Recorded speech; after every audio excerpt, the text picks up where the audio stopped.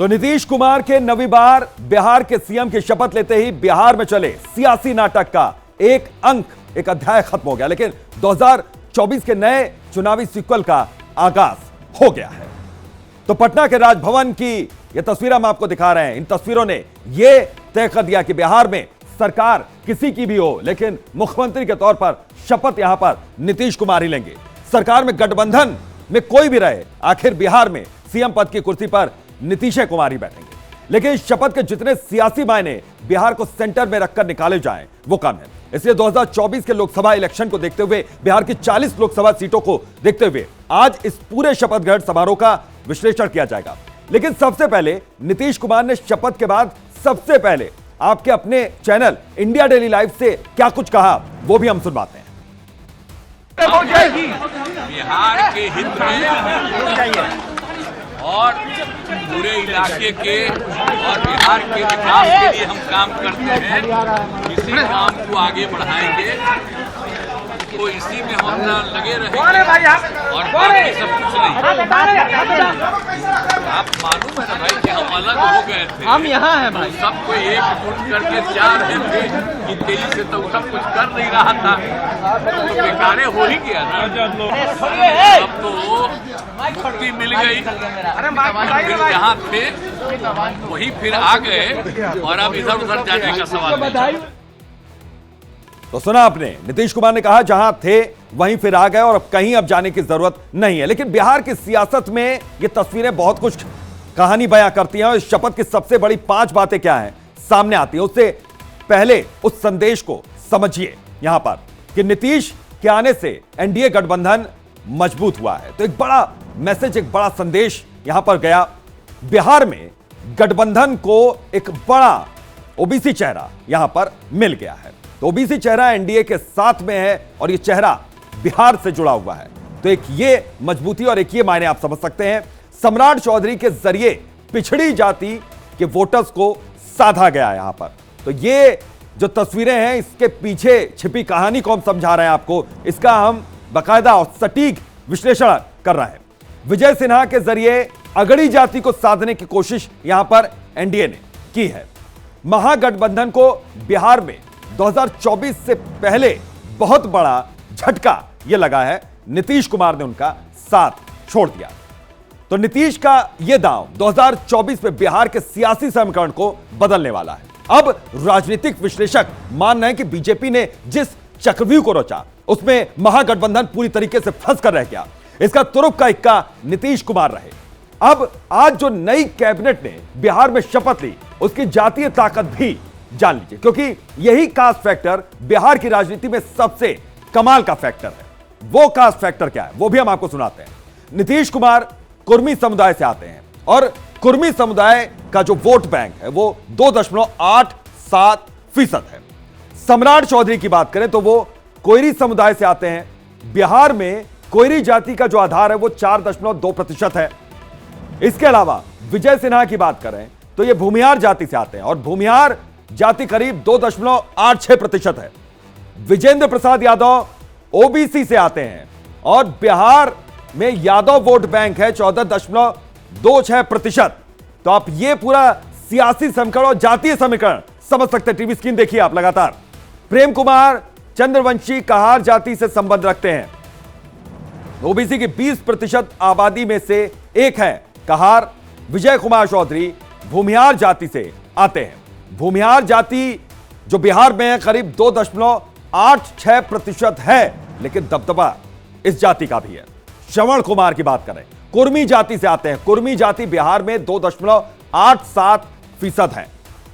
तो ये नाम पद के साथ हम जाति समीकरण भी आपको समझा रहे हैं। संतोष सुमन मुसहर जाति से आते हैं। बिहार में 3% आबादी मुसहरों की है। सुमित सिंह राजपूत हैं। बिहार में 3.4% राजपूत यहां पर वोटर्स हैं। तो ये आप समझ सकते हैं ये आंकड़ा, और आंकड़े बहुत ज्यादा अहम है। तो बिहार में केवल इसी कैबिनेट से एनडीए ने 42% से ज्यादा आबादी को अपने साथ ले लिया है। तो ये पूरा समीकरण यहां पर जातीय समीकरण साधने की कोशिश यहां पर हुई है। तो देश में लोकसभा का चुनाव होने में बहुत ज्यादा वक्त बचा नहीं। ऐसे में बिहार में एनडीए को यह लग रहा था कि महागठबंधन के रहते बिहार के किले को भेदना मुश्किल है, क्योंकि जहां आरजेडी के पास उसका कोर वोट बैंक मुस्लिम और यादव हैं, तो जेडीयू के पास अपना अत्यंत पिछड़ा वर्ग का एकमुश्त और तटस्थ वोट बैंक है। ऐसे में बिहार के इलेक्शन में जातीय समीकरण को बीजेपी को तोड़ने बड़ा मुश्किल था, इस जातीय समीकरण को, इसका जो चक्रव्यूह था। लेकिन अब यह सियासी जंग पूरी तरीके से पलटती हुई नजर आ रही है, क्योंकि नीतीश कुमार पलट गए। तो बड़ी वजह यहां पर नीतीश कुमार का अपना वोट बैंक यहां पर है। तो बिहार में ओबीसी 36% है, यह लगातार हम आपको समझाने की कोशिश कर रहे हैं। ये देखिए कि बिहार में 36% ये जाति है, तो नीतीश के साथ उनका कोर वोटर यहां पर जो है वो आप समझ सकते हैं कि किस तरीके से यहां पर 16% वोट बैंक नीतीश का वोट बैंक है। तो इसको आप समझिए यहां पर कि किस तरीके से 16% वोट बैंक यहां पर नीतीश का वोट है। नीतीश का वोट नीतीश के साथ अभी तक रहा है, जो वोट बैंक यहां पर रहा है, तो नीतीश का साथ देते हुए ये वोटर्स हमेशा आए हैं। बीजेपी और आरजेडी सेंध नहीं लगा पाए इसमें, तो ये अभी तक जो रहा यहां पर सियासी समीकरण, तो ये हम आपको समझा रहे हैं। तो बिहार में नीतीश इसलिए हर चुनाव से पहले हर गठबंधन के लिए जरूरी भी होते हैं और मजबूरी भी होती है हर एक पार्टी के लिए। तो बिहार में आज का दिन सियासत का सुपर संडे साबित हुआ, क्योंकि आज छुट्टी के दिन ही नीतीश ने इस्तीफा दिया और महज कुछ घंटों के भीतर ही नीतीश कुमार ने नई सरकार बना ली अपने पुराने दोस्तों के साथ, पुराने साथियों के साथ। नीतीश की ताजपोशी हुई तो उनके नए दोस्त आनंद में दिखे, तो उनके पुराने दोस्त काफी खींच से छटपटाते हुए नजर आए।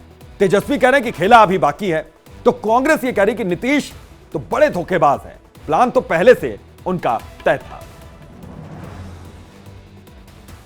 अरे इसका मतलब यही है कि इंडिया गठबंधन तोड़ने के लिए कोशिश पहले से चली थी, ये आज उजागर हो गया। जब क्योंकि इतनी जल्दी कोई भी डिसीजन नहीं लेता, जो एक दिन 2 दिन में ही होने वाला है। पहले ही वो बात किए होंगे, पहले ही कंडीशन रखा होगा, तभी तो ये हो गए। तो ये हमको तो लग रहा था 5 दिन पहले ही मेरे को लालू प्रसाद ने कहा था ये तो छोड़ के चले जाएगा, लेकिन अपने को अपनी तैयारी करना है, हम लड़ते रहेंगे। जनता दल यूनाइटेड जो पार्टी है 2024 में ही खत्म हो जाएगी, ये निश्चित रूप से लिख लीजिए। और अभी तो खेल शुरू हुआ है, खेल बाकी है। अभी इन लोग जो भी करें, लेकिन मेरा स्पष्ट रूप से मानना है कि जनता हमारे साथ है और हमारा साथ देगी। और हम तो भाजपा के लोगों को भी धन्यवाद देते हैं, शुभकामनाएं देते हैं। चलो, जनता दल यूनाइटेड को अपने साथ लिया। तो बिहार में सियासी उठापटक इस वक्त मची हुई है, उससे बीजेपी को लाभ कितना होगा, फायदा कितना होगा, इसका अंदाजा आप इन तस्वीरों से भी लगा सकते हैं। जो तस्वीरें आज बदलती रही दिन भर, वो तस्वीरें भी हम आपको दिखा रहे हैं। तो नीतीश की शपथ ग्रहण से पहले बीजेपी के राष्ट्रीय अध्यक्ष जेपी नड्डा पटना पहुंच चुके थे, जहां उनसे मिलने के लिए चिराग पासवान और सम्राट चौधरी पहुंचे थे। इसके बाद राजभवन में शपथ ग्रहण जब समारोह हो रहा था, उस वक्त भी जेपी नड्डा वहां पर मौजूद रहे। वो तस्वीरें भी लगातार हमने आपको दिखाई। तो शपथ से पहले भी जेपी नड्डा ने नीतीश कुमार से मुलाकात की, इसके बाद उन्होंने अपनी शपथ पूरी की। लेकिन शपथ के बाद नीतीश कुमार की एक पिक्चर काफी सुर्खियों में रही, वो पिक्चर भी हम आपको दिखाते हैं। नीतीश कुमार इसमें चेहरे पर हाथ रखकर मुस्कुराते हुए नजर आए और मानो कह रहे हैं कि 2024 से पहले खेला हो गया। शपथ के बाद नीतीश मुस्कुरा रहे थे, तो वो भी हम तस्वीर आपको दिखाते हैं। उसके बाद पीएम मोदी ने ट्वीट करके बधाई दी और लोगों की आकांक्षाओं को पूरा करने के लिए कोई कोर कसर नहीं छोड़ने की बात की।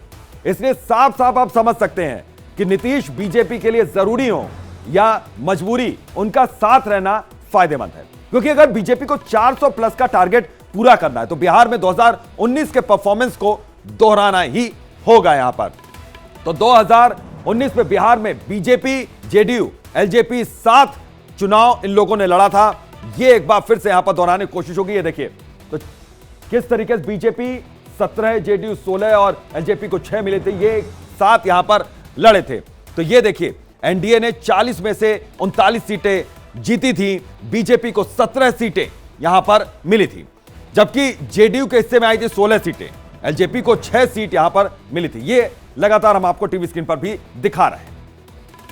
तो 2010 में वोट शेयर के मामले में अव्वल रहने वाली जेडीयू 2019 तक तीसरे पायदान पर खिसक गई। ऐसे में नीतीश के लिए नया रास्ता तलाशना बहुत ज्यादा जरूरी हो गया था। अब आरजेडी के साथ रहकर नीतीश ने जातीय जनगणना करवा डाली और इसके परिणाम से वो नए ताकतवर नेता बन गए, क्योंकि बिहार में राजनीति में केवल जातीय समीकरण ही चलता है। ऐसे में अब नीतीश बीजेपी के साथ आकर राम मंदिर और सनातन के मुद्दे का भी फायदा और लाभ लेना चाहते हैं और अपने कोर वोटर्स को वो इंटैक्ट रखना चाहते हैं, क्योंकि नीतीश जानते हैं कि अकेले चुनाव लड़ने में कोई फायदा नहीं है। तो 2014 की बात करें तो बीजेपी, जेडीयू, आरजेडी ने अलग अलग यहां पर चुनाव लड़ा। उसके बाद किस तरह से तस्वीर सामने आई ये देखिए।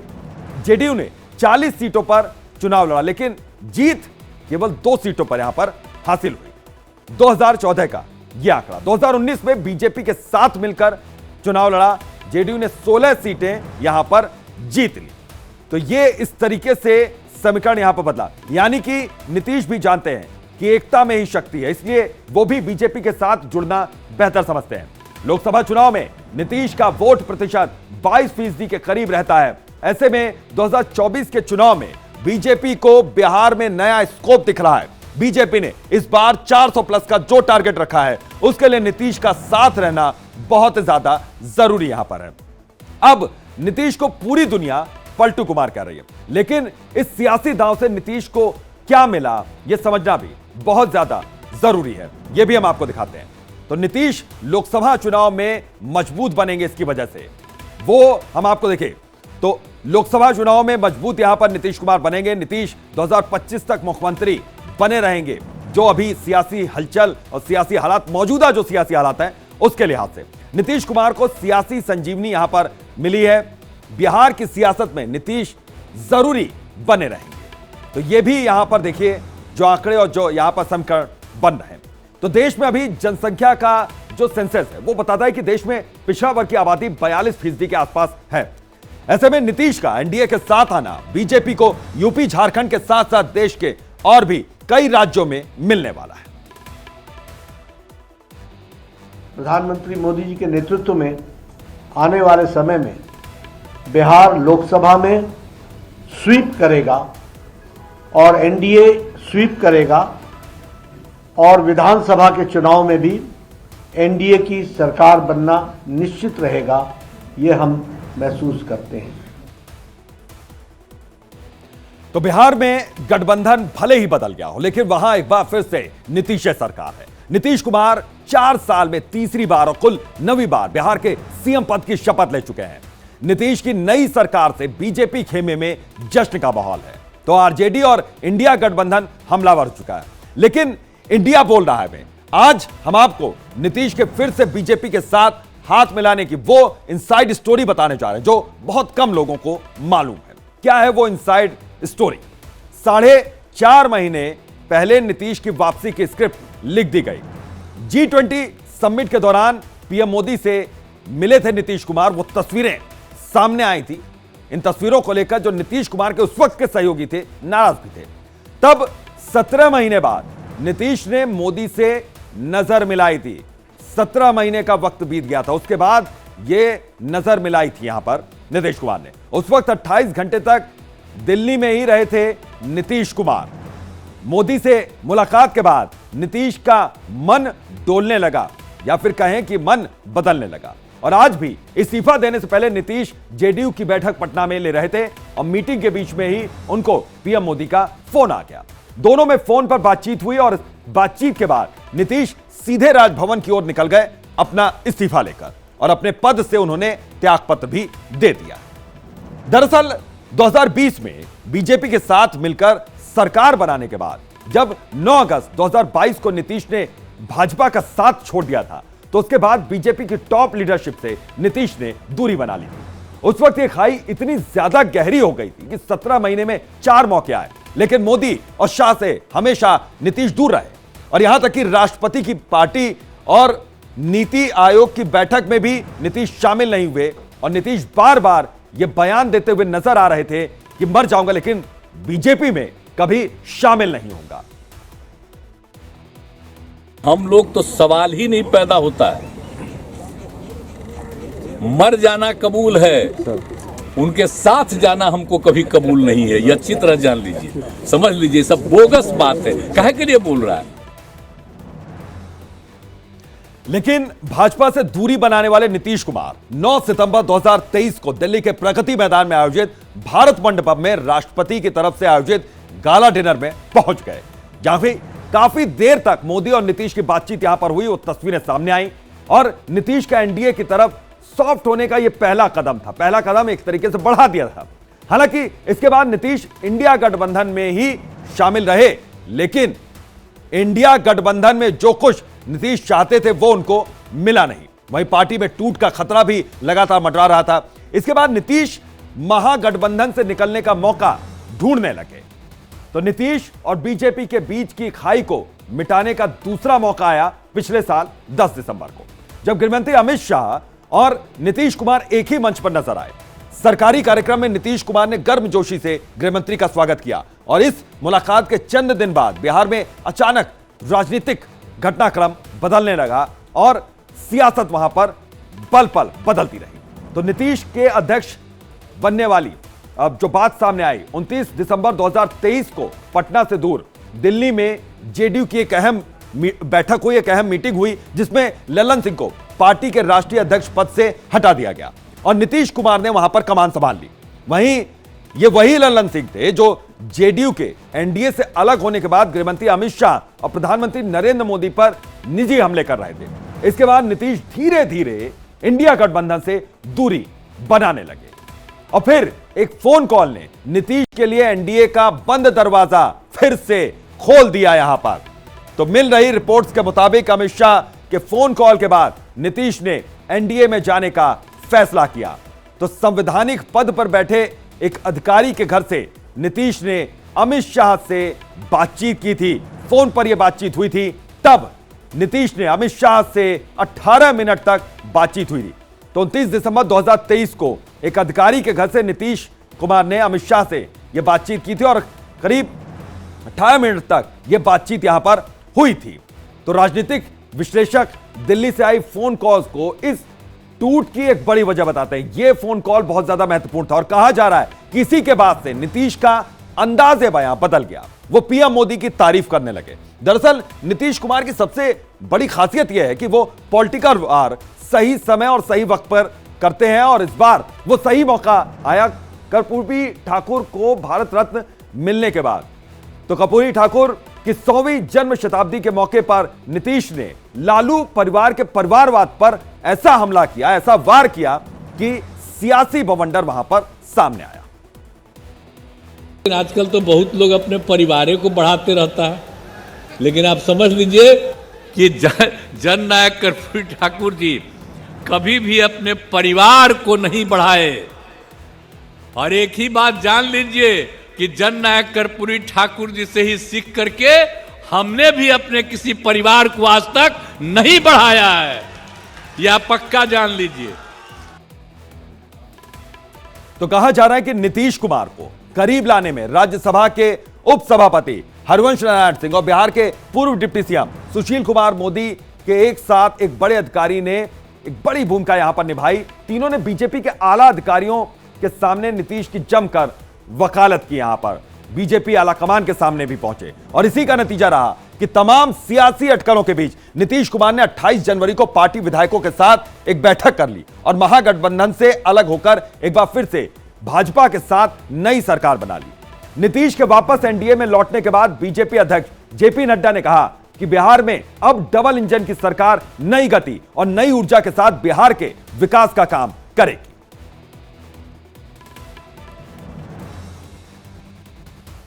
यह हम सब के लिए हर्ष का विषय है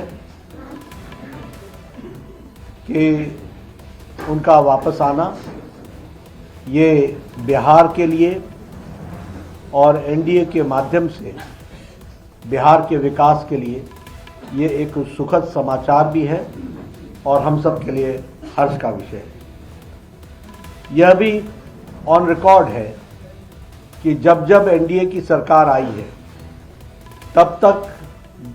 तब बिहार में स्टेबिलिटी और विकास की गति ने नई छलांग लगाई है। राजनीति अनुभव से चलता है, ये डाटा से नहीं चलता है। जब जब आपको लगता है कि आप बिहार को समझ गए हैं, बिहार आपको झटका देता है। मैं नीतीश कुमार सत्यनिष्ठा से प्रतिज्ञान करता हूं कि मैं विधि द्वारा स्थापित भारत के संविधान के प्रति सच्ची श्रद्धा और निष्ठा रखूंगा। तो जाहिर है कि बिहार की सियासत सच में कुछ ऐसी है कि कब क्या हो जाए किसी को आखिरी समय तक पता नहीं चलता। जब भी लगता है कि अब आप बिहार की राजनीति को समझने लगे, यह आपको झटका जरूर देती है। नीतीश यादव ने लालू की लालटेन बुझाकर सीएम की कुर्सी को कमल के फूलों से सजा लिया, गठबंधन बदलकर नवी बार मुख्यमंत्री बन गए। इसके बाद सोशल मीडिया पर खूब मौज ली जा रही है। आपको एक रिपोर्ट हम इसी जुड़ी हुई दिखाते हैं। मर जाना कबूल है, उनके साथ जाना हमको कभी कबूल नहीं है, यह अच्छी तरह जान लीजिए। मैं नीतीश कुमार सत्यनिष्ठा से बिहार में नीतीश कुमार और मुख्यमंत्री की कुर्सी का रिश्ता खास है। गठबंधन कोई भी हो, कुर्सी पर बैठते सिर्फ नीतीश कुमार हैं। आरजेडी का साथ छोड़ने के बाद नीतीश कुमार एक बार फिर एनडीए की नाव पर सवार हुए, 9वीं बार मुख्यमंत्री बन गए, जिसके बाद सोशल मीडिया पर मीम्स की बाढ़ आ गई।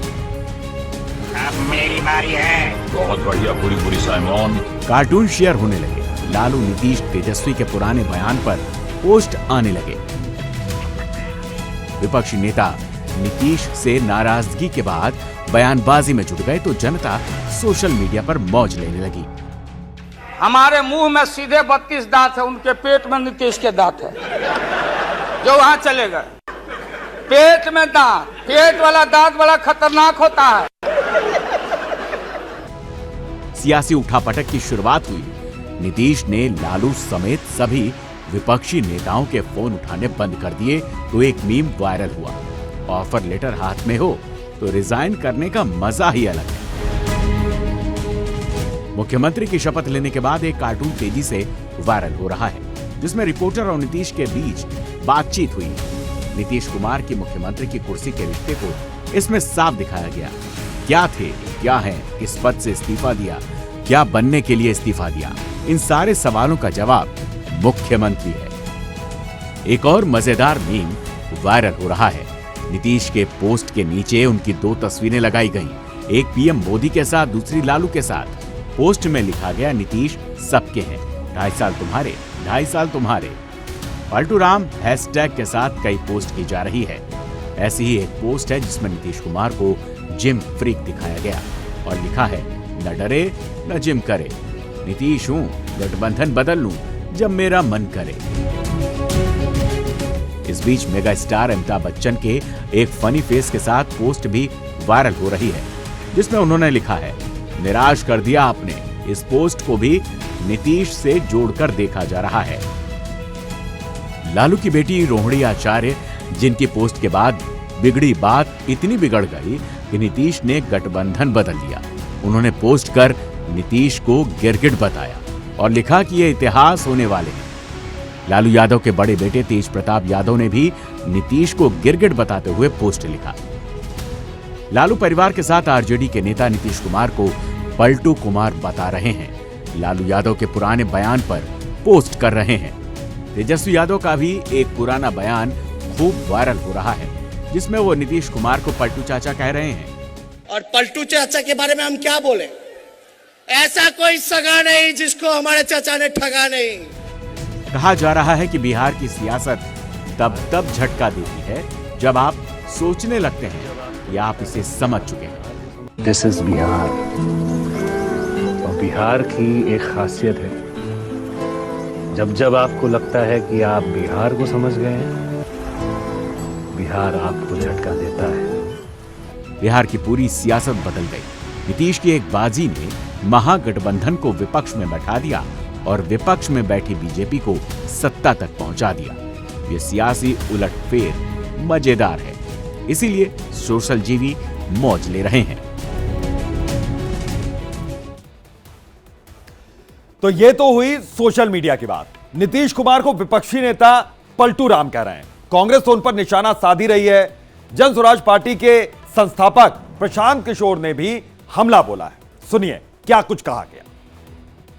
मेरे भाई, अगर आप पिछले एक साल के मेरे वक्तव्यों को देखेंगे तो शायद एकमात्र व्यक्ति मैं रहा हूं जो कैमरे पर कहता रहा है कि नीतीश कुमार बस कभी भी पलट सकते हैं। आप मेरे कितने भी वक्तव्य उठाकर देख लीजिए, नीतीश कुमार पलटू राम हैं या पलटू राम नेताओं के सरदार हैं, ये तो बात पहले से जनता जानती है। बिहार की जनता, पूरे देश की जनता उन्हें देख के आज एक तरह से पिछले 4 दिन से हर घर का एक चुटकुला सा हो गया है।